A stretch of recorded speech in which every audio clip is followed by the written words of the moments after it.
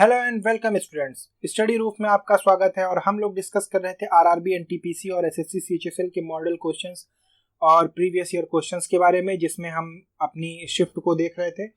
5 अप्रैल 2016 की शिफ्ट थी, जिसका पार्ट 1 कंप्लीट हो चुका है और पार्ट 2 आज हम लोग शुरू कर रहे हैं। तो देखिए, स्टार्ट करते हैं। इसमें जो पहला क्वेश्चन हम लोगों से पूछा गया है वो सिंधु घाटी सभ्यता से लेकर पूछा गया है या इंडस वैली सिविलाइजेशन से पूछा गया है। इंडस वैली सिविलाइजेशन से पूछा गया है और इसमें पूछा गया है कि सबसे महत्वपूर्ण विशेषता क्या थी। तो देखिए, सबसे पहला इसमें ऑप्शन जो दिया हुआ है वस्तु विनिमय। जी नहीं, ये नहीं था, क्योंकि उसमें कोई मुद्रा प्रचलित ही नहीं थी। तो जो भी ट्रेड होता था बार्टर सिस्टम से होता था, बार्टर सिस्टम से। और बार्टर सिस्टम ये बताता है कि मतलब जो हमारा विनिमय दर है वो पूरी तरीके से विकसित नहीं हुआ है। जैसे कि बार्टर सिस्टम में ये होता है कि जैसे अगर आपको चावल चाहिए और आपके पास गेहूं है, तो आपको किसी ऐसे शख्स को ढूंढना पड़ेगा जिसके पास चावल है लेकिन उसे गेहूं चाहिए है, तो उससे आप अपना गेहूं देकर चावल ले सकते हैं। ठीक है, तो इसमें ये समस्या आती। तो इसमें उन्नत वस्तु विनिमय का दर तो नहीं था। और देखिए, इसमें आंशिक रूप से कुछ मुद्रा मिली है, लेकिन उससे ये नहीं पता चलता कि इसका वस्तु विनिमय दर बहुत अच्छा था। तो ये विकल्प नहीं हो सकता। दूसरा है स्थानीय परिवहन। तो देखिए, ये भी नहीं हो सकता, क्योंकि स्थानीय परिवहन था ही नहीं वहां पर। अगर परिवहन की बात की जाए तो अनडेवलप्ड इक्का गाड़ी थी बस, इसके साक्ष्य मिलते हैं। तो अगर देखा जाए स्थानीय परिवहन की, तो ये भी नहीं हो सकता है। तीसरा है ईंट के बने भवन। अगर इसकी बात की जाए तो जी हाँ, ईंट के बने भवन वहां से प्राप्त हुए हैं। तीसरा देख लिया जाए। चौथा, प्रशासनिक प्रणाली। तो देखिए, अभी तक हड़प्पा की लिपि को पढ़ा नहीं जा सका है, जिससे हमें ये बिल्कुल भी नहीं पता है कि वहां की शासन या प्रशासन की क्या व्यवस्था थी। ठीक है, तो इसको तो हो ही नहीं सकता है। ठीक है, तो हमारा सही विकल्प हो जाएगा ईंट के बने भवन। और अगर हम इसकी अन्य विशेषताओं को देखें तो देखिए, यह नगरीय सभ्यता थी। ये पहली विशेषता हो गई। कांस्य युगीन सभ्यता थी, ये दूसरी व्यवस्था हो गई। और देखिए, तीसरी विशेषता में कि कई मंजिला इमारत मिले हैं। यहां पर कई मंजिला इमारतें भी मिली हैं। ठीक है, 2 मंजिला 3 मंजिला इमारतें भी मिली हैं। और देखिए, इसमें पक्की ईंटों के लिए भी ये जाना जाता है। और देखिए, नगर नियोजन के लिए जाना जाता है। और देखिए, जल निकासी व्यवस्था के लिए जाना जाता है। तो ये सब कुछ विशेषताएं हैं जिन पर अगर भविष्य में सवाल आए, या एसएससी सीएचएसएल जो अभी हम लोगों का चल रहा है उसमें, या आरआरबी एनटीपीसी में अगर इससे सवाल पूछता है, तो आपको पता होना चाहिए कौन कौन सी विशेषताएं हैं जो चल रही हैं। चलिए अगले क्वेश्चन को देखते हैं हम लोग। और हमारा अगला क्वेश्चन है कि यूरो किसकी मुद्रा है। तो देखिए, यूरो किसकी मुद्रा है। आपको यूरो से पता चल रहा होगा कि यूरोप जो होता है उसी का ही आगे भाग लिया गया है यूरो। ठीक है, तो देखिए, ये 21वीं सदी के प्रारंभ में आया। लगभग 2000 के आसपास इस मुद्रा का प्रचलन किया गया। और देखिए, अब यूरोपियन यूनियन या यूरोपीय संघ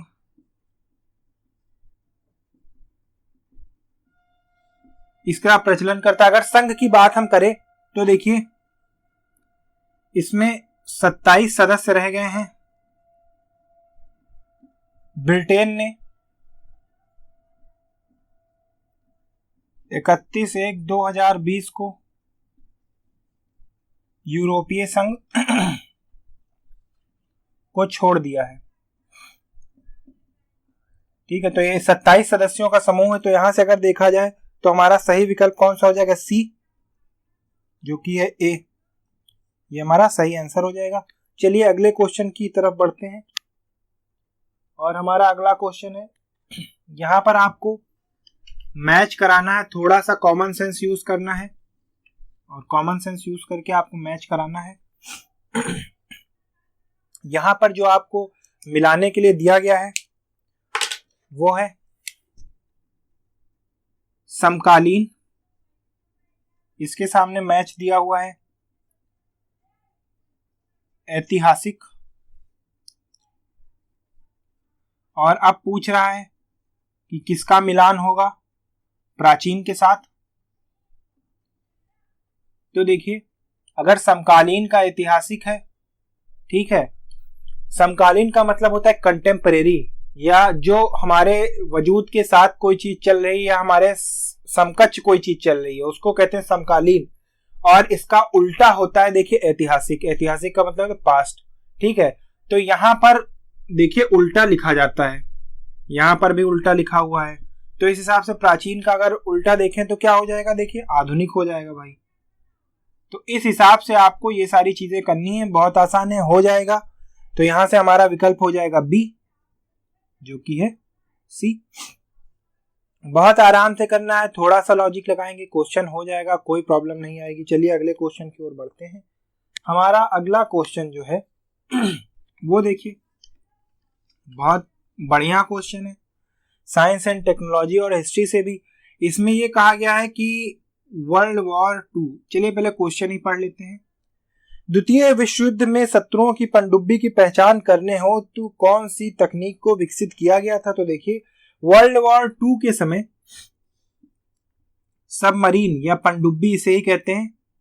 जैसे ये मान लो समंदर है, ठीक है, तो इसके नीचे ये समंदर है, तो पनडुब्बियां वो होती हैं जो इसके नीचे ऐसे चलती हैं और यहाँ पे रहता है, और ये पानी से कई मीटर नीचे चलती हैं, मतलब 600-700 मीटर नीचे, ताकि कोई देख ना पाए, किसी को पता ना चले। तो ऐसे सबमरीन, तो इनको ढूंढने के लिए देखिए, इनको ढूंढने के लिए सोनार टेक्निक का इस्तेमाल किया गया था, ठीक है। और सोनार का मतलब है साउंड नेविगेशन एंड रेंजिंग।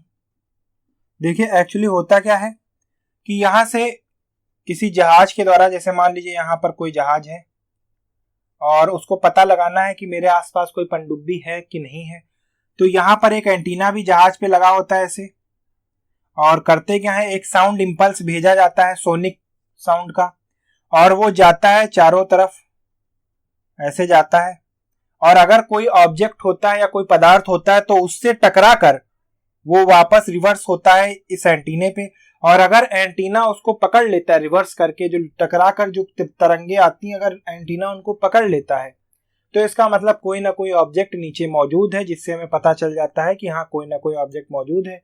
अगर ये पनडुब्बी यहाँ पर नहीं होती तो यह किरण जो है वो नीचे तल तक जाती और तल तक जाकर विलुप्त हो जाती, उतनी मात्रा में बाउंस बैक नहीं कर पाती। तो ये तरीका है पता लगाने का। अच्छा, यहाँ पर एक चीज और देख लेते हैं, रडार के बारे में भी देख लेते हैं। देखिए जैसे ये पानी के लिए हो गया, पानी में, वैसे ये आकाश के लिए है। आकाश में अगर किसी चीज का पता लगाना है तो रडार से इस्तेमाल करते हैं, ठीक है। रडार का होता है radio navigation and detection and ranging radar, ठीक है। लिडार भी होता है लाइट डिटेक्शन एंड रेंजिंग। तो इनके फुल फॉर्म भी आपको पता होने चाहिए। एक लिडार होता है, ये होता है लाइट डिटेक्शन एंड रेंजिंग, तो इनके फुल फॉर्म भी आपको पता होने चाहिए और इनका उपयोग भी आपको पता होना चाहिए, ठीक है। तो देखिए यहां से एसएससी सीएचएसएल के लिए क्वेश्चन जरूर बन सकते हैं और आरआरबी एनटीपीसी के लिए तो इनकी संभावना हाई है। चलिए अगले क्वेश्चन को देखते हैं। हमारा अगला क्वेश्चन है, ये तो देखिए वंडर्स की बात की है, आपको 7 वंडर्स जो दुनिया के हैं वो पता होने चाहिए कहां पर है। यहां पर ये पूछा गया है कि जो स्टैच्यू ऑफ लिबर्टी है ये कहां पर है। बहुत आसान है, ये न्यूयॉर्क में है, न्यूयॉर्क यूएसए। और यूएसए की आजादी का प्रतीक है। तो यहां से हमारा जो सही विकल्प है वो हो जाएगा बी, विच इज डी, या न्यूयॉर्क। चलिए अगले क्वेश्चन की ओर बढ़ते हैं हम लोग और अपने अगले क्वेश्चन को देखते हैं। हमारा अगला क्वेश्चन है, स्वराज पार्टी के संस्थापक कौन थे? उस दिन मैंने आपको बताया था कि स्वतंत्र पार्टी के फाउंडर कौन थे। ठीक है, तो पार्टी के फाउंडर भी आपको पता होने चाहिए, जैसे कांग्रेस के एलन ऑक्टेवियन हुम हैं, स्वतंत्र पार्टी के फाउंडर हैं हमारे सी राजगोपाल चौधरी, और स्वराज पार्टी के फाउंडर हमारे मोतीलाल नेहरू और सी आर दास हैं। ठीक है, एचआरए के फाउंडर अगर देखा जाए चंद्रशेखर आजाद हैं, और एचएसआरए के अगर फाउंडर देखा जाए तो हमारे ये भी चंद्रशेखर आजाद जी की पार्टी 1928 में, जिसको एचआरए को रिवैम्प करके किया था। तो पार्टी आपको याद होनी चाहिए सारी। ठीक है, तो चलिए देखते हैं कि इसमें ये पूछा है स्वराज पार्टी के लिए। तो देखिए स्वराज पार्टी के संस्थापक जो थे, सबसे पहली बात तो ये 1923 में पार्टी बनी थी, और ये पार्टी इसलिए बनाई गई थी क्योंकि इसके पीछे की भूमिका समझ लीजिए। 5 एक्चुअली था क्या, देखिए सन 1920 में 1 अगस्त 1920 को असहयोग आंदोलन की शुरुआत होती है। ठीक है, गांधी जी शुरुआत करते हैं और ये मस्त चल रहा होता है, लेकिन 5 फरवरी को एक घटना हो जाती है। 5 फरवरी 1920 को एक घटना हो जाती है जिसका नाम है चौरी चौरा,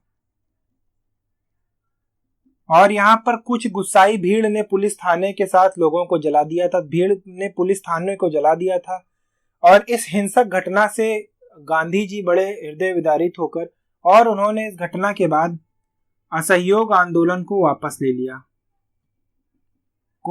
लिया। उनके इस निर्णय से कुछ लोग खुश नहीं थे और उन्हें लगा कि गांधी जी ने यह निर्णय लेकर बहुत गलत किया है। उनको ये निर्णय नहीं लेना चाहिए क्योंकि असहयोग आंदोलन अपने पूरी चरम पर था और काफी अच्छा जा रहा था, सक्सेसफुल जा रहा था। ठीक है, तो उन्हें लगा कि ये डिसीजन गांधी को नहीं लेना चाहिए, और कांग्रेस में उनकी ही दादागिरी चलती है। तो वो अपना मत रखने के लिए एक नई पार्टी बनाते हैं और उस समय जैसा कि हमें पता है 1919 का जो अधिनियम था, भारत सरकार अधिनियम, उसके तहत चुनाव भी होने वाले थे। तो गांधी जी चुनाव के पक्ष में बिल्कुल नहीं थे। तो एक नई पार्टी का गठन कुछ लोग कांग्रेस को तोड़कर करते हैं, जिनका उद्देश्य था इसके मोमेंटम को चालू रखना और चुनाव लड़ना। तो देखिए इसीलिए 1922 माफ कीजिएगा 5 फरवरी 1922 को गांधी जी असहयोग आंदोलन वापस लेते हैं, और सन 1923 में देखिए स्वराज पार्टी की नींव पड़ती है। और इसको बनाने वाले कौन थे? सी आर दास और मोतीलाल नेहरू। तो यहां से देखिए कौन सा विकल्प सही हो जाएगा हमारा? बी विकल्प सही हो जाएगा, जो कि है सी। ठीक है, तो आपकी हिस्ट्री की क्लास चालू हो चुकी है। मिस्टर प्रकाश केसरवानी आपकी हिस्ट्री क्लास ले रहे हैं। आप सब्सक्राइब करिए हमारे चैनल को और जुड़े रहिए इसके साथ। चलिए अगले क्वेश्चन को देखते हैं। प्राय वर्णांधता क्या है? देखिए वर्णांधता का मतलब होता है कलर ब्लाइंडनेस, और कलर ब्लाइंडनेस एक्चुअली होता क्या है? कलर ब्लाइंडनेस या वर्णांधता एक्चुअली ये होता क्या है? देखिए कलर ब्लाइंडनेस का मतलब क्या होता है कि जब आप किसी कलर को डिफरेंशिएट कर पाने में अक्षम हो, मतलब आप किसी कलर को देखें जो नीला हो लेकिन आपको ये ना पता चले कि नीला है, डिफरेंशिएट नहीं कर पा रहे हो कलर को, तो उसको कलर ब्लाइंडनेस कहते हैं। और ये देखिए ये अनुवांशिक होता है। ठीक है, यानी माता पिता से पुत्र में जाता है, पुत्री में जाता है। ठीक है, तो यहाँ पर देख लेते हैं, यह एक अनुवांशिकीय स्थिति है। ए विकल्प इसका सही हो जाएगा, और ए विकल्प इसका सही हो जाएगा। चलिए अगले क्वेश्चन की ओर बढ़ते हैं हम लोग। अवरक्त किरणें क्या हैं? तो देखिए अवरक्त किरणों के बारे में पूछा गया है। तो देखिए जो इंफ्रारेड होती हैं, इंफ्रारेड रे, इन्हीं को अवरक्त किरणें कहा जाता है। और इनकी खोज किसने की थी? आपको कमेंट में बताना है। तो देखिए ये दो डुअल नेचर जो वेव का है वो डुअल नेचर दिखाता है, ठीक है। यानी ये वेव की तरह भी बिहेव करते हैं और पार्टिकल की तरह बिहेव करते हैं, ठीक है। पार्टिकल की तरह मतलब इस तरह वो बिहेव करेंगे लीनियर डायरेक्शन में जाकर, और वेव की तरह भी ये ऊपर नीचे क्रस्ट एंड ट्रव में चलते हैं, ठीक है। तो ये एक्चुअली होती क्या है, ये इलेक्ट्रोमैग्नेटिक वेव्स होती हैं, ठीक है, इलेक्ट्रोमैग्नेटिक वेव्स, जिसमें देखिए पार्टिकल की वजह से इलेक्ट्रॉन चार्ज और वेव की वजह से मैग्नेटिक चार्ज डेवलप होता है। तो इलेक्ट्रोमैग्नेटिक वेव्स होती हैं ये, इनको शॉर्ट में EM वेव्स भी कहा जाता है, ठीक है। तो यहां से देख लेते हैं, देशांतरीय तरंगे नहीं होती हैं, ए विकल्प नहीं हो सकता। अनुप्रस्थ तरंगे भी नहीं होती हैं क्योंकि ये तैदर्द तरंगे होती हैं।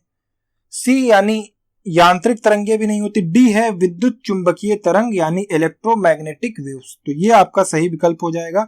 इस हिसाब से देखा जाए सी जो कि है डी आपका सही विकल्प हो जाएगा।